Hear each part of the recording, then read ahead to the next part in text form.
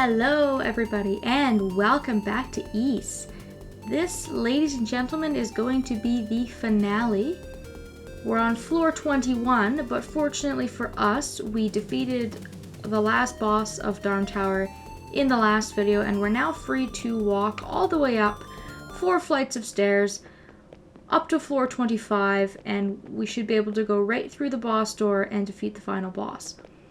If you're at this point in the game and you're not able to get through the door, what is most likely the problem is you have not picked up the blue amulet from Luta. If you haven't done that, you're not able to enter the final boss door. That's pretty much the only function that this blue amulet has. So make sure you've got that before continuing onwards. Otherwise, you're going to have to do a lot of backtracking. And as you can see, we have a full equipment screen at this point in the game. We have a full item screen, with the exception of our last book of Ys that we're missing, and we've done pretty well for ourselves. So we are as prepared as we possibly can be for the final boss. But let me tell you that this is going to be rough. In terms of final boss material, this guy is really an exceptional piece of work. And before you go through the door, you may think that it's best to actually have your best equipment on, but in fact, this is when our silver equipment is really going to shine. If we think back to what Rhea said about Dark Fact's cape being made of this mysterious metal and how we needed a similar material in order to cause damage to him, that's pretty much your hint right there that you're going to need your silver equipment. And on top of that, of course, Dark Fact had been stealing silver artifacts from all over Asteria throughout the course of the game, most likely because it was sort of like his kryptonite. And fortunately, we have all of our equipment back. If you try to do this fight and you go in with the flame sword, the battle shield, and the battle armor, I am telling you, you are not going to have a fun time. So make absolutely certain that you have all of those pieces equipped. And just like with any other boss battle in the game, up to this point, rings will do absolutely nothing. Make sure that you save and you're fully healed. And then when you're ready, go on forward. And we can meet our final boss.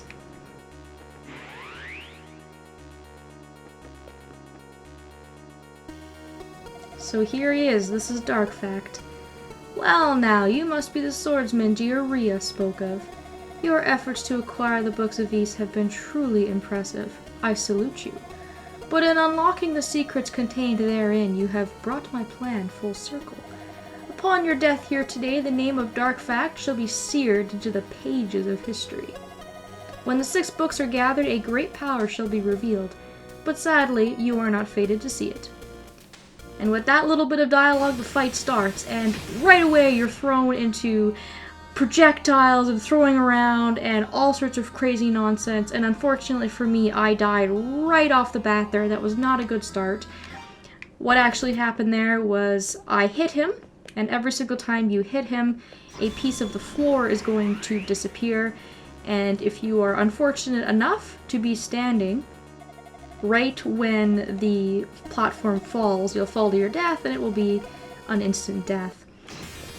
So I'm not going to really have a lot of time to talk about strategy here because this fight is bananas. You have to basically dodge projectiles the best possible way that you can, which is difficult to do because they're all over the place. And it never stops. And he is so fast, he flies around like a bat out of hell, and this is probably going to take you quite a few retries. And what's most frustrating about having to retry this boss battle over and over and over and over again is that you have to go through the dialogue each time, which, you know, isn't that big of a deal, but it would just be nice to not have to do that, especially in terms of, like, video's sake. So again, this is another boss battle that just seems extremely unfair because there just really seems to be absolutely no possible way to dodge those projectiles. There are just way too many of them, and there's really not a whole lot that you can do. The floor collapsing beneath you is just another added sort of cheap tactic that makes this fight a lot more difficult because it really limits the amount of space that you have to move around. You can see there that I was trapped on the right-hand side of the battlefield. I was not able to go to the left side at all. And if you take too long in this battle, it's not even Darkfact himself that will kill you, it'll be the arena. You'll eventually run out of space, and you just won't be able to do anything. You'll be cornered, you won't have any space to move around, and you'll probably most likely fall down one of the holes, because he creates a hole in the floor every single time that you hit him. So there really isn't much strategy involved with this. I think the thing that's most easy to do is to try your very best to predict his flying pattern. If you can kind of predict where it is that he's going to fly, you can sort of hit him on his way up or down, and that's probably the easiest thing to do.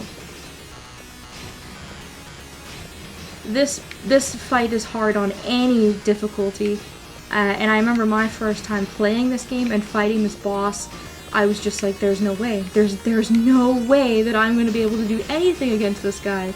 This is like one of the cheapest battles that I can think of that I fought. But it does also provide a bit of a challenge. In a way, they certainly did not screw around here. They pulled out all of the stops, and it does make for a very, very difficult fight.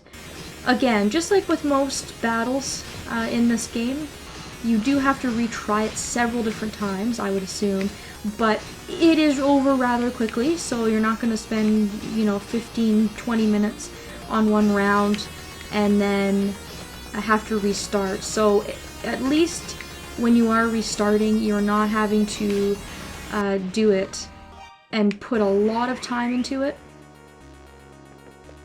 Now obviously I'm not doing so hot, I'm only playing on normal difficulty. Part of it might have to do with the fact that I'm commentating, that always kind of screws things up, or it could just be that I haven't paid close enough attention to his attack pattern. I think that this battle, more than anything else in this game, has a lot to do with skill and not a whole lot to do with luck.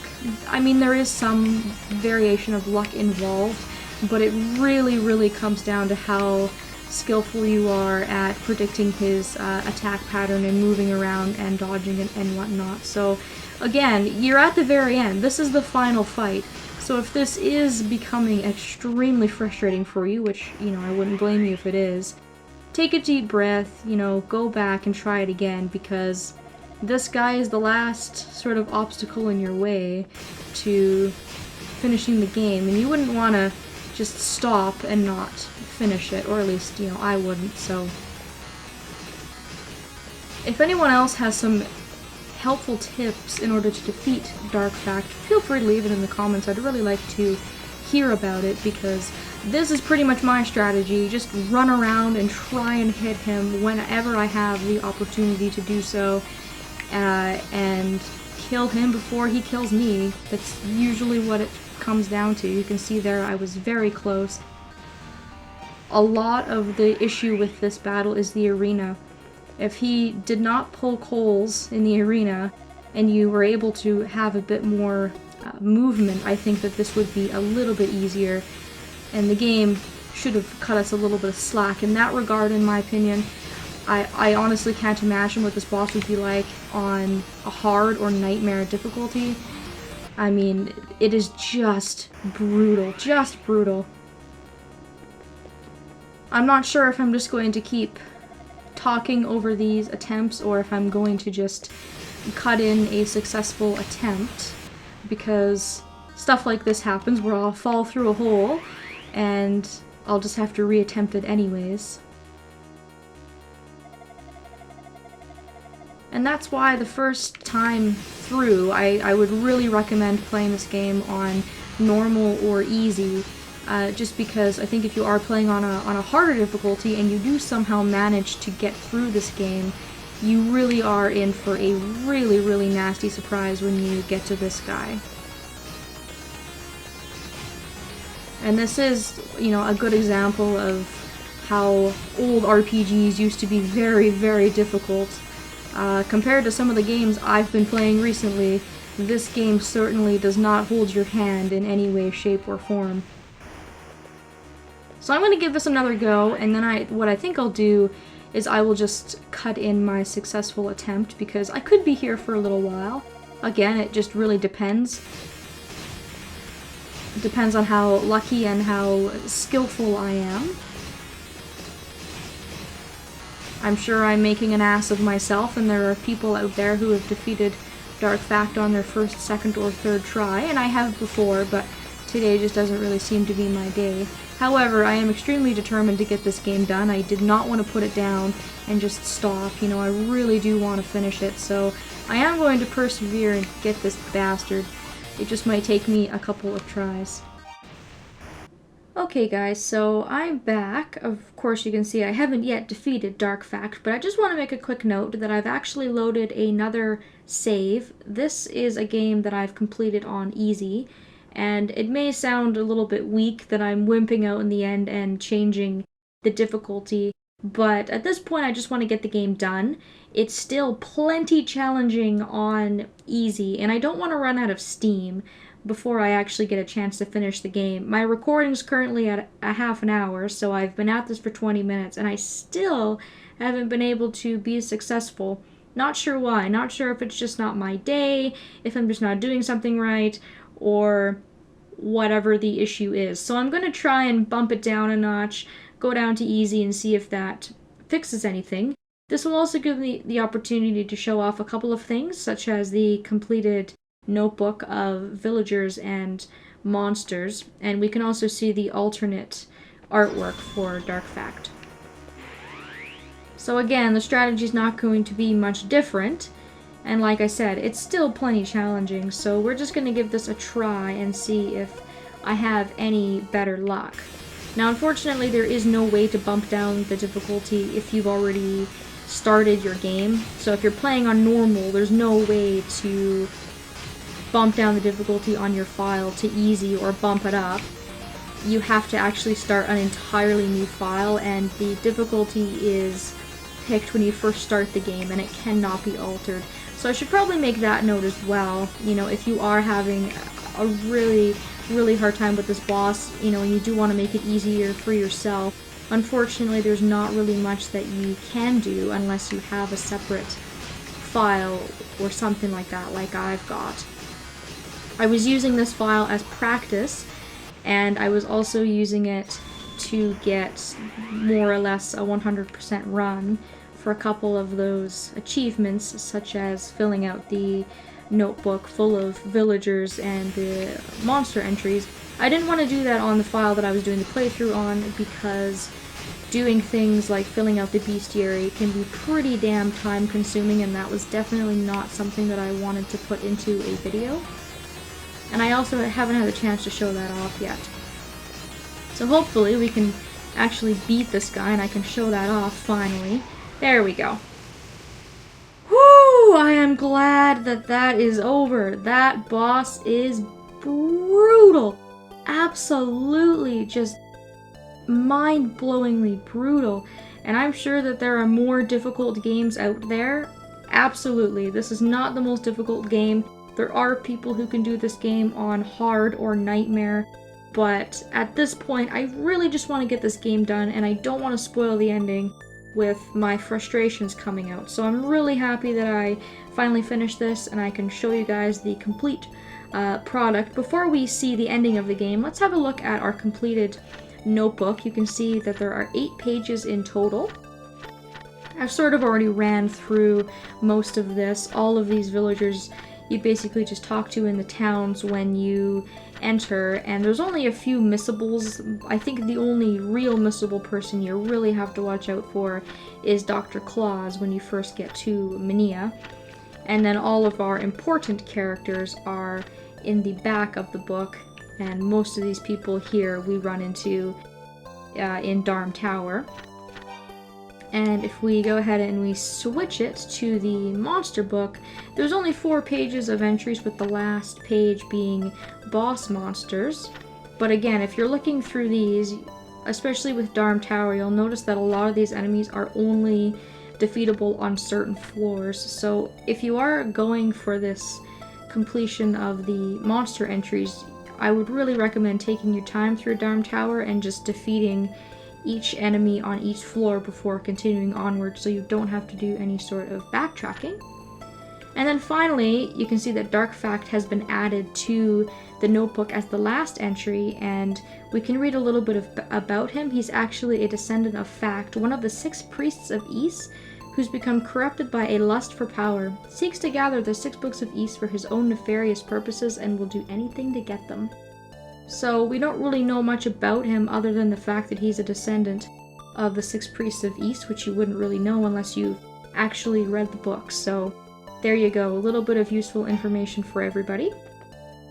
And the last scene of the game, to finish things off, what you need to do is examine his cape and you will get the last book of Ys. So that is all 6. Finally got that last book after all of that searching that we did. So put on the monocle, equip the book, and then we can finally read this last volume. This is the Book of Fact.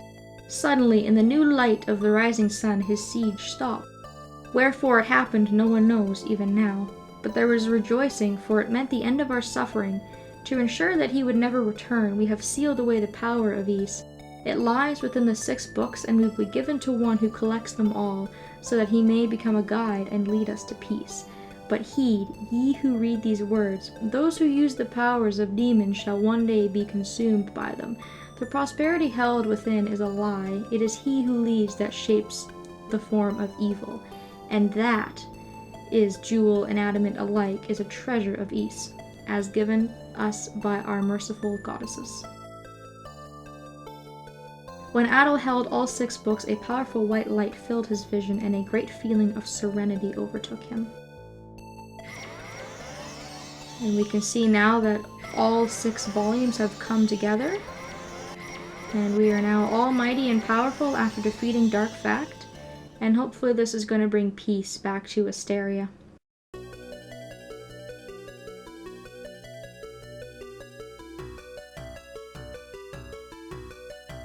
The morning sun began to rise. Gradually, the sky brightened, and the tower's outline began to shimmer like a mirage. As if freed from captivity, birds began to sing, and the demons dissolved into air. Adol felt the weight of a long journey lift from his heart. The world was at peace. It was as though the historic beauty of Ys had been laid before him to fill his eyes and soul. As the things written in the books vanished one by one, the shapes of the goddesses began to materialize. Though their faces were unfamiliar, Adol felt in some way that he had always known them. As he looked down upon the earth, he could see Jebba's house, quiet and humble. He wondered if Fina's memory had come back. He decided that when he returned, he would immediately tell her of all that he had seen. A dazzling light, seemingly from all sides at once, bathed Adol in radiance. He felt certain that it must be wishing him peace and good fortune. And so, Adol began a new journey. So that is the ending of Ys, the first game, and that last little bit is a bit of a nod to Ys 2, which, to my understanding, is sort of a continuation on this game, and explains a little bit more about the story.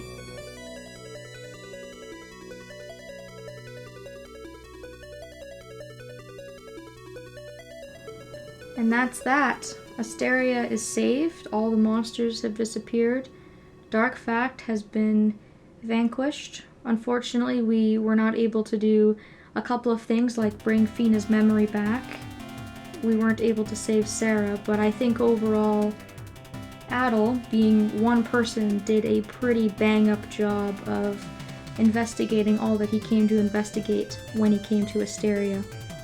So I really enjoyed this playthrough. I hope you guys have too. A couple of hiccups, of course, with some of the boss battles. This is an older RPG, and it is sort of that older genre of hard games that we saw many years ago. But definitely 100% worth a play. Not only for the story, the environments, the characters, just the uniqueness about it. I just think it's really quite unique. It's unlike a lot of games I've played, battle system wise, and it's just perfect. It's the perfect length, it's the perfect amount of bosses, dungeons, town, side quests, items, those kinds of things. It's really easy to sort of play all the way through and not spend a lot of time on it, but still feel as if you've really accomplished a lot. It is short so that you can do all of those things without feeling overwhelmed, which is more what we're getting nowadays with traditional RPGs and open world type games. So again, I do apologize at the end there that I did have to soften it up a little bit, but I wanted to be honest with you guys rather than just changing the difficulty and not really saying anything about it. I just feel like I should probably be honest about it, and I'm sure that there are people out there who have maybe done the same or get to that boss battle and just feel really incredibly, insanely frustrated. It was also my first time playing through on normal, so I wasn't really sure what to expect. When I started the playthrough, I really wanted to start on easy, but I thought, well, I'm kind of up for the challenge, let's try this on normal. So for the most part, I did play through the whole game on normal, so that was a bit of a new experience for me as well. Normally playing it on easy and going in and just sort of challenging myself a little bit. And I feel overall I did a pretty good job with the playthrough. I pretty much did everything in my power to show off all that there was to show off. And I think it all came together quite nicely. It's going to end off on a beautiful 20 parts. We get a nice picture of Darm Tower there, and it's to be continued in East 2. Not sure whether I want to play East 2 or not. I think I do, because it explains a little bit more of the missing pieces of the plot of this game. We find out a little bit more about Fina and Ria, and I think some other characters in this game are featured in the second game as well. So that would kind of be nice. I haven't played the second game though myself, I own it. So when I eventually get through playing it on my own, I will then be able to decide whether that's something that I want to do a playthrough on or not. And just let me know in the comments if you guys would like to see something like that, if you want to see more games like this. And of course, I always appreciate your guys' comments and feedback and things like that. I really hope you guys enjoyed. I want to thank you also very much for your support on this project and others, and hopefully I will see you guys around for my next project.